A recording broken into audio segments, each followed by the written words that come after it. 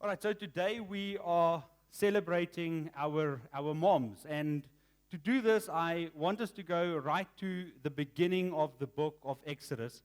I want us to look at 6 legendary things that Moses' mother has in common with your mom. 6 things that you can celebrate in your mom today. So while you're paging to Exodus chapter 1, let me just tell you the story, shorthand version. Moses is born at the height of a genocide. All Hebrew boys in Egypt under the age of 2 were to be killed. Moses' mom decides to hide him in a basket in the Nile River to save his life. And there the princess of Egypt, she finds him. She takes him as her son, but then in a very nice twist, Moses' biological mom gets employed to be his nurse, his nanny.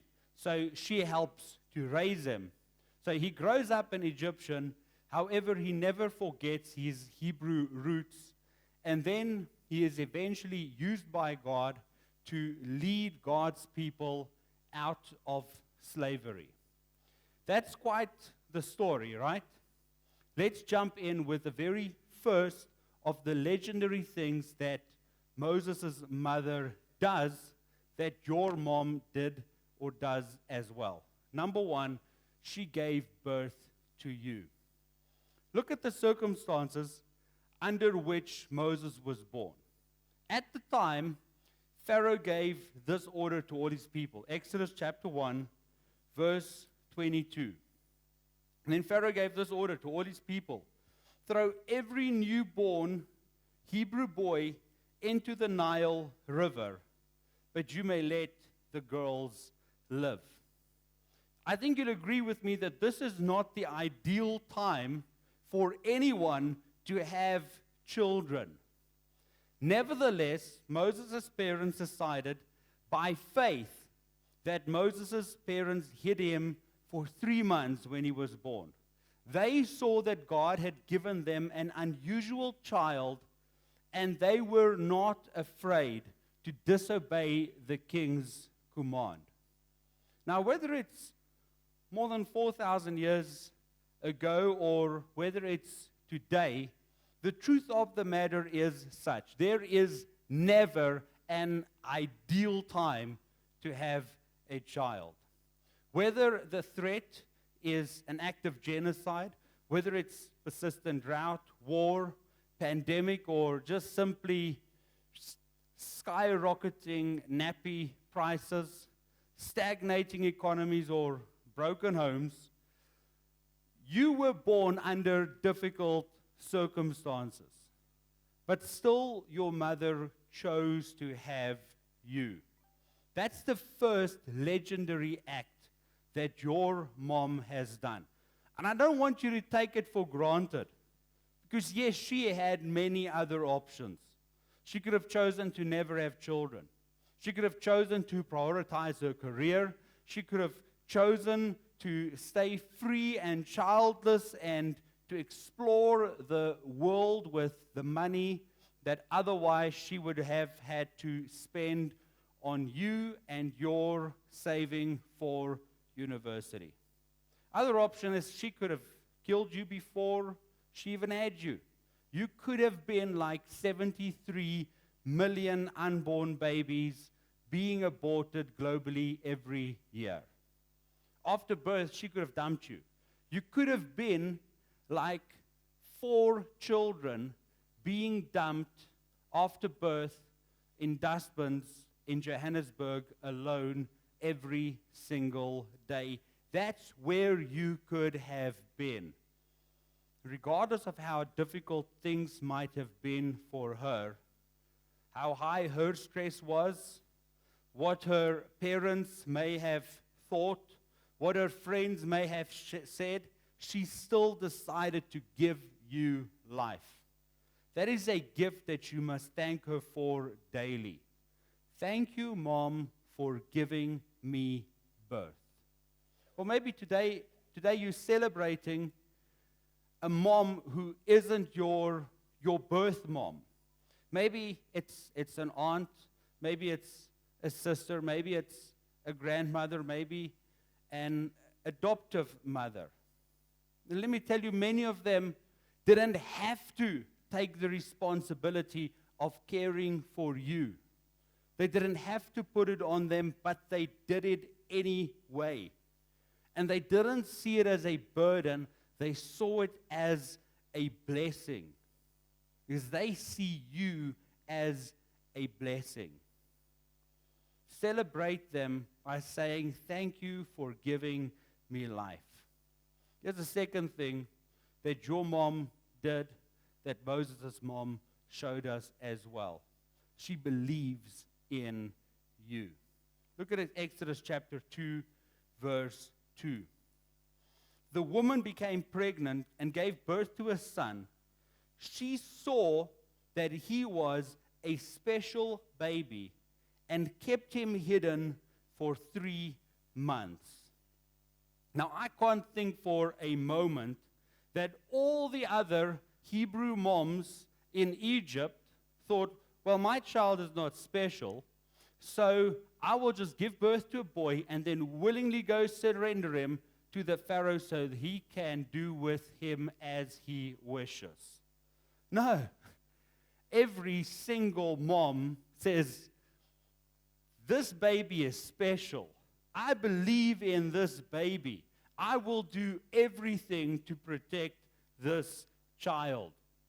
The fact that later on in the story, when the princess finds the baby in the Nile, that she assumes it's one of the Hebrew children, shows us that it was common practice for moms to hide their babies. Why? Because no matter what century you visit, no matter what culture you study, every single mom believes her boy is special. Every mom believes in her little girl. Every mom's baby is special to them no matter how old they are. We even see this in Jesus' mother. In John chapter 2, there's a wedding, and at the wedding they ran out of wine. And as they ran out of wine, what did Mary do? The Bible tells us, when the wine was gone, Jesus' mother said to him, we have no more wine. And then he responded, woman, why do you involve me? My hour has not yet come. His mother said to the servants, do whatever he tells you. What she's saying is, I know my son is capable of sorting this out. I know the prophecies concerning him. I trust him. She knew her son, and she knew that his ministry of miracles was about to begin. One commentator on that passage says that mothers have the ability to call out what is already inside of you. And I think that's true. I think that everything that you believe you can do right now is something that your mother has always believed about you in the first instance. That's why your mom has high expectations of you. Because holding you to high standards is the reason that you will eventually succeed in every facet of your life.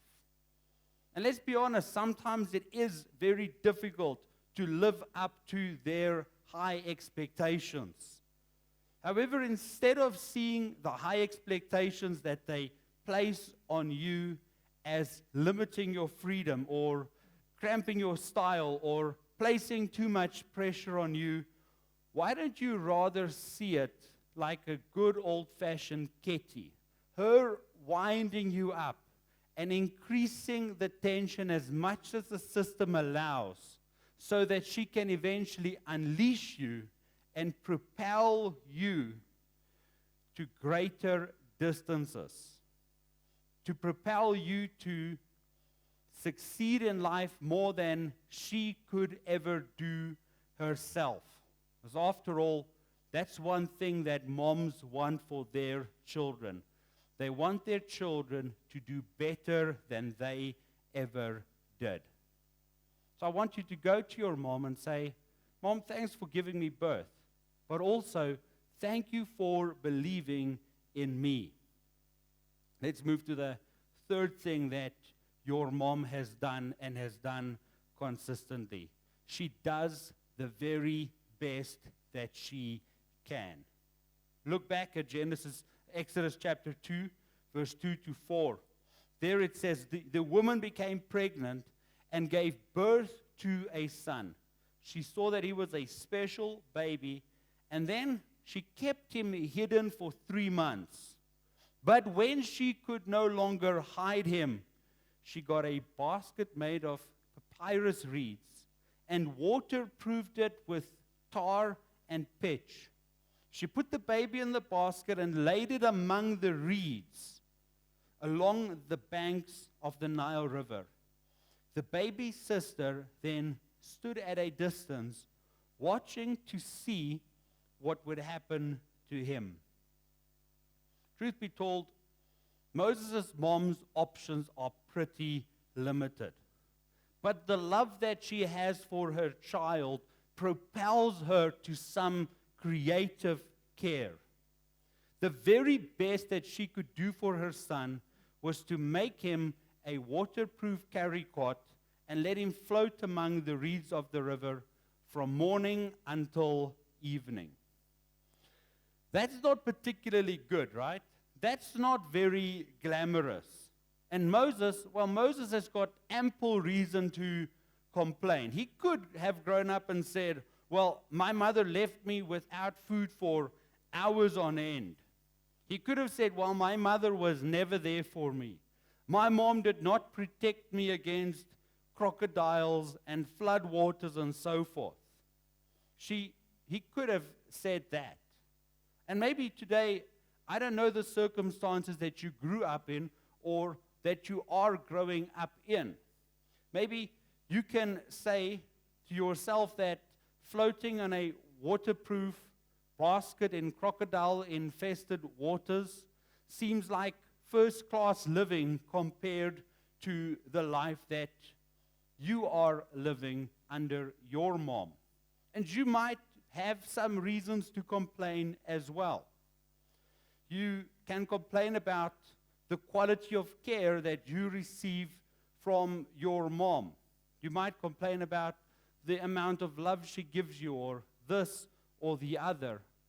But I want you to stand back this morning and take a different look from a different perspective at the care your mother gave you. Instead of looking at the area in which she lacked, or instead of looking at where she slacked, I want you to look at the fact that however you grew up or are growing up, your mom did the very best that she could with the resources available at the moment to her. You can say, well, my mom's never at my netball. Well, she's doing the best that she can. Well, my mom doesn't spend hours making stickers on my school project. She's doing the best that she can. Well, my mom's neglecting me. Well, trust me, in 99% of cases, she does the very best that she can. And when she can't do the very best that she can, she does what Moses' mother does. She outsources care to the very best that there is to offer. Look at Exodus chapter 2, verse 4 again. The baby's sister then stood at a distance, watching to see what would happen to him. She couldn't be there, but she sent the very, very best to stand in her place. So perhaps you were raised by an aunt or a granny, or your mom sent you off to boarding school. Perhaps you spent most of your days at a family friend's house. Maybe you spend most of your life with an older sister that's your mother doing the very best to give you the very best. We're halfway through the story. We've looked at 3 legendary things.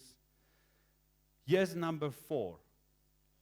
Number 4, thing that your mom does that is absolutely legendary is she trusts God for you.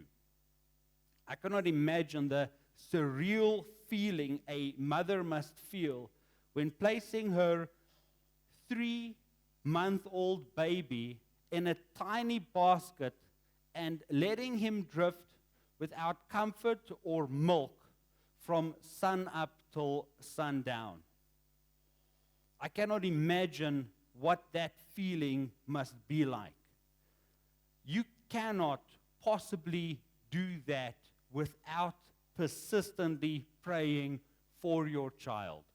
Trusting God for your child, because ultimately you know that if God doesn't raise your children, then there isn't any hope for them. Moses' mom prayed that the crocodiles won't devour him. She prayed that the flood waters won't sweep him away. She prayed that the Egyptian soldiers won't see him. She prayed that he won't be scared. She prayed that in his life he will live and that he will thrive.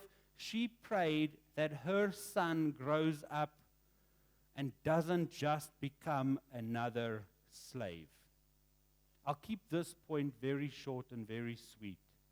Your mom prays more for your well-being than she prays for her own well-being. And you know what? The persistent prayers of a faithful believer is always heard. Go and thank your mom for consistently trusting God for you. Because the very things that she prays over your life are the things that will materialize. See, Moses' mother's prayers were heard. He did become everything that his mother had prayed for and more. He was adopted by the princes of Egypt to become a prince of Egypt. And instead of losing him, she herself became his wet nurse. She had the opportunity to spend 2 to 3 years with him to form his future. That's the 5th legendary things that moms do. She forms your future. So archaeologists have found ancient contracts between parents and these wet nurses, and they saw that these contracts show that they nurtured these babies for between 2 to 3 years. Now, these 2 years or 3 years aren't just spent feeding the baby.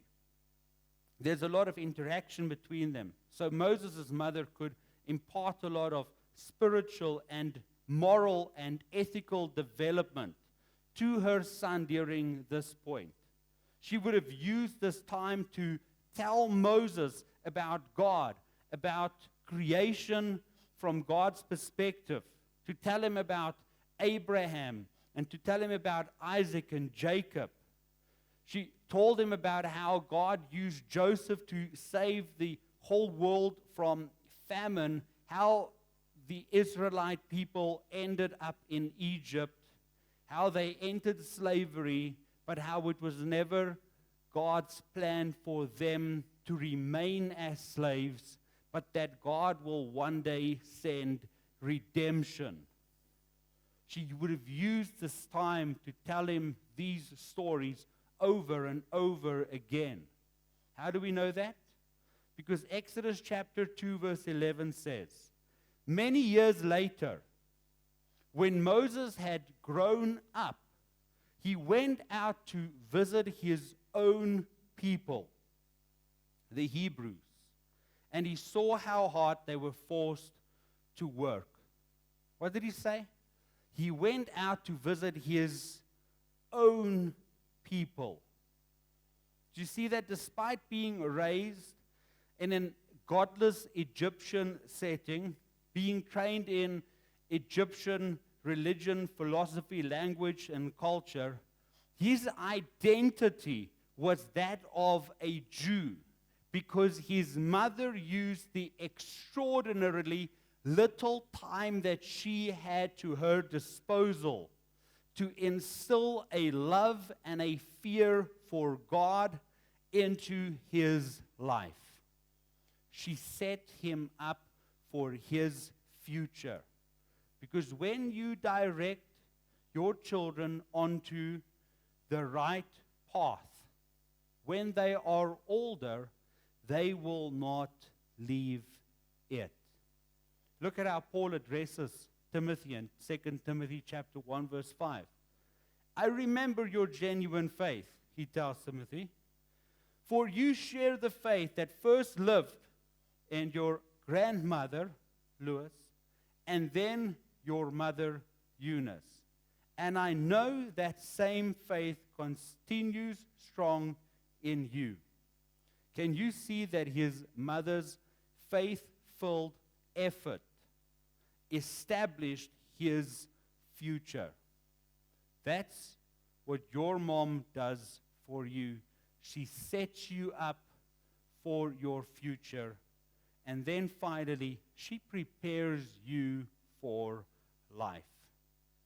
Those 2 years that Moses' mom could spend with him and prepare his spiritual foundation, she instilled dreams in him. And then when the day came for her to drop him off, that must have felt and been traumatic.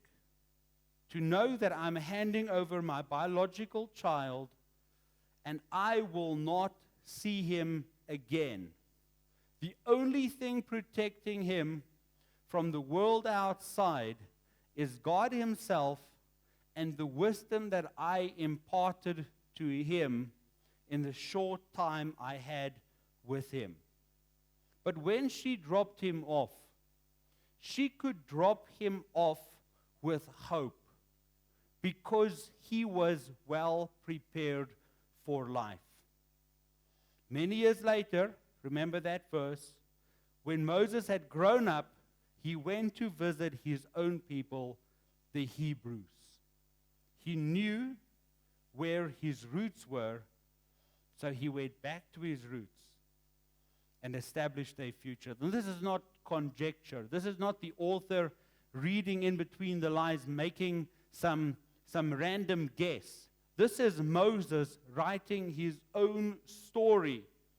His mom prepared him so well that despite being raised as an Egyptian, he turned out to be a God-fearing Hebrew because his mother prepared him that way.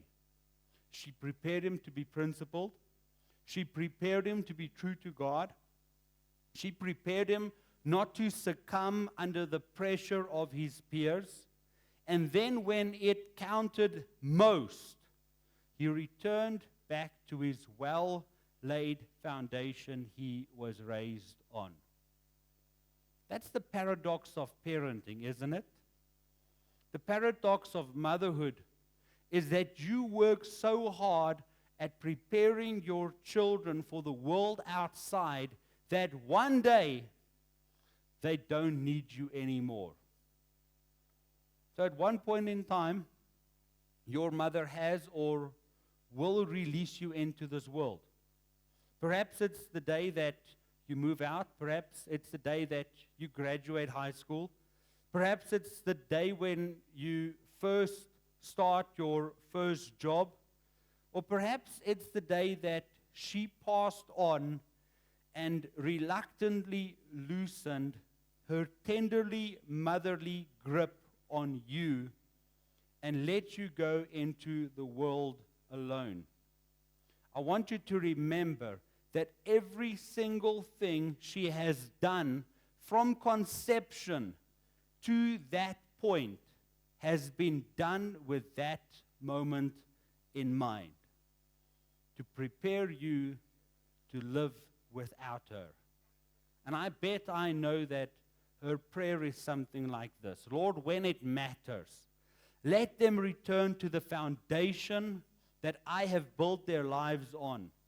Let them build their own lives as Christ, as cornerstone. Let them make their bodies a temple of the Holy Spirit. Let them make the Holy Spirit the director of their souls. And here's one way that she will know that you have built your life on Jesus Christ as rock. It's one way that she will know that she has prepared you well. When you make a habit of going back to your people, your mom, your family, not because you must, but rather because you want to. I want to invite you today, when you are independent and when you are successful and when you are busy with your own family and you have got a job that takes most of your time, don't forget to reach back out to your mom. Don't neglect to go visit her. Don't forget to comfort her. Don't forget to provide for her like she did for you. Don't stand back and refuse to listen to her stories for the 100th time. Don't forget to pray for her. Don't forget to laugh with her. And then when you just simply don't know what to say to her, here's a few things that you can say. Thank you for giving me birth. Thank you for believing in me. Thank you for doing the very best you could. Thank you for trusting God for me. Thank you for forming my identity. And thank you for preparing me for life. Let's pray. Lord, I want to pray a blessing over moms everywhere. I want to pray your favor over them. I want to pray that you be close to them, that you touch them, that you surround them, that you fill everyone who is a believer with your Spirit. Father, I pray that they will see that they are valued by you and that they are valued by us. Father, let us who have benefited from moms, let us always remember to keep them in high honor and the high esteem. We pray this in your name. Amen.